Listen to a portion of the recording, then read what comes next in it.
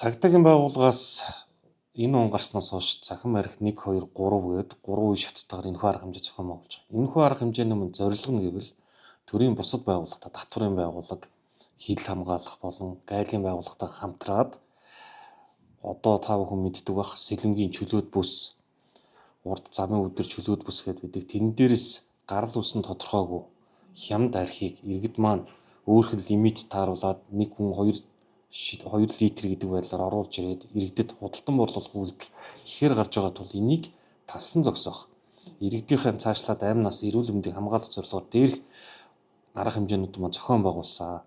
За ингэсний үр дүн цагдаагийн байгууллагаас яг тодорхой нэр тодорхой хаягтай баталгаагүй хуурамчаар хаяг нээсэн захимаар марих худалдан борлуулж байгаа хаягийг харилцаа холбооны зохицуулах газарт хөргүүлснээр хаалгах.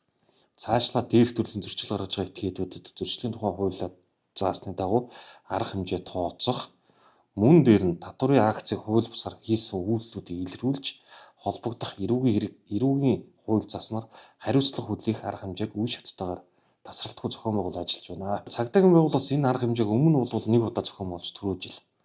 Тэрний тодорхой хэмжээнд 1 сарын хугацаанд зохион байгуулсан болохоор үр дүн нь арай хангалт муутай гэх юм уу, арай бага зөрчил илрүүлжсэн бол энэ жилд 3 удаагийн энэ ажлаар хамжаагаа тасралтгүй зохион байгуулж байгаа болохоор хураагдж байгаа арх болон илэрж байгаа зөрчил нь огцом ихссэн. Үүнийгээ дагаад арга хэмжээ тооцох асуудал маань муу адилхан ихсэж байгаа болохоор иргэдийн зүгээс хууль бусаар сайт болон захимаар арх чанарын шаардлага хангаагүй согтуурлах ундааны зүйл худалдан борлуулах үйлдэл маань багассан. Одоо бол та бүхэн маань өөрсдөө интернет орчинд ажиллаж байгаа, амьдарч байгаа бүх зүйлийг судалж байгаа, харж байгаа. Тэгэхэд захимаар өмнө байхад ямар байлаа? Захим дээр битүү арх согтуурлын зүйл худалданаа борлуулна гэсэн зар байдагсан бол одоо бол ийм зар байхгүй болж байгаа. Энийг нутаг дэвсгэр хариуцсан цагдаагийн байгууллагатай хамтраад үе шаттайгаар тасан зогсох, илрүүлэх арга хэмжээ тооцох шаардлага арга хэмжээг авч байгаа үр дүн байгаамаа. За Монгол Улсын ерөнхийлөгчийн 43 дугаар зэрлэг гэдэг гарсан юм. Согтуурлахундаа худалдан борлуул үйлдвэрлэдэг аж ахуйн нэгж байгууллагуудын маань грацийг жил бүхэн 2% бууруулна гээд та бүхэн одоо санаж байгаа 3 жилийн өмнө арх маань 36, 37, 38 грац гэж ярьдаг байсан бол өнөөдөр 33, 34 грац руу бууцсан. Энэ маань бол ингээд бодит үр дүн болж байгаа маа. За тэгээд энэ согтуурлахундааны эргэлтэнд хяналт тавих тухай хууль гэдэг дээр маань бүр тодорхой заагаад өгсөн байна. Хамгийн бага савлгаатай арх маань 300 г тавина. Түүнээс доош байхгүй. Хамгийн дээд савлгаатай арх маань 1 литр байна.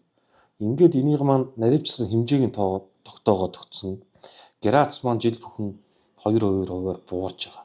Таны ярьж байгаа энэ манай ингээ онцлог гэх юм уу эдгээр зорилттой бүлгийн иргэдийн маань тухайд яг 300 г-ийн савлгаатай хувийн үйлдвэрүүдийн зөвшөөрөлтөө улсад татвар төлдөг зөвшөөрөлтөө стандартын дагуу нөгөө архиа үйлдвэрлэдэг арай үнэтэй архиа бол арай хямд тийм орц найрлагатай тийм архийг бол худалдаж авч байгаа.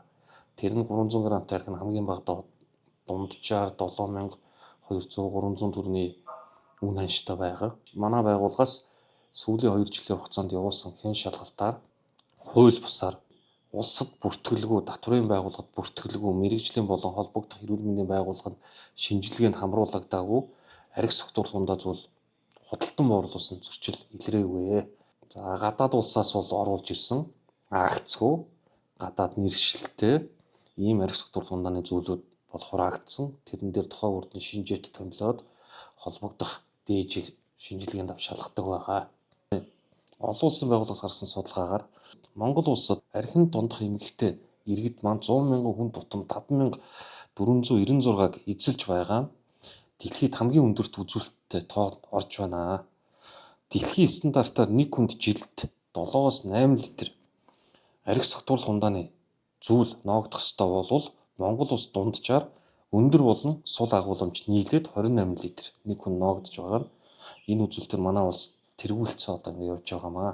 За эмч судлалын үндэсний төвийн статистик танил судалгааны албаны гаргасан судалгаа сүүлийн 5 жилийн байдлын судалгаагаар согтуурлахундааны зүйл хэрэгэлсэн үед согтуурлахундаатай ямар нэгэн байдлаар холбоотойгоор 20 орчим мянган хүн гэмтэж бэртсэн болвол үүнээс 1800 хүн асуурсан харамсалтай тохиолдол бүртгэгдсэн байна. Энэхүү судалгаан дээр бүр онцлог юм байгаа нь нийт нас орсон иргэдийн маань 82.8 нь эрэгтэй үлдсэн насны хүмүүс нь эмэгтэй хүн эзэлж байгаа бол насны тухайд 35-аас 54 насны иргэд маань 60% эзэлж байна. Нэг л асуудал яриад байгаа.